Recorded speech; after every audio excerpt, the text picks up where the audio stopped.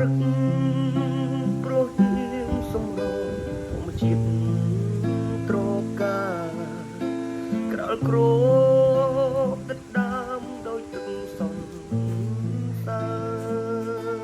យក្លិនកាព្រៃក្រអូនជុំគ្រប់ដងហើយក្លិនសាផ្សាសន្សាពេលលូសំផស្សស្រទុំមានលក្ខណៈកាអើយកា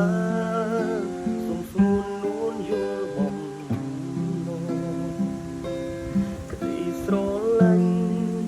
ពេញព្រៀបដួងចិត្តនេះមកសូមការអូជាខ្លាំងណាស់ក្នុងអរទីពពកអាប់សែនស្នេហ៍ងឹតឆឹងកាមាននេះរូបឆោមលំពោបរិសុទ្ធដោយគុំរក្រនឹងបានប្រានជួបស្នេហ៍ប្រា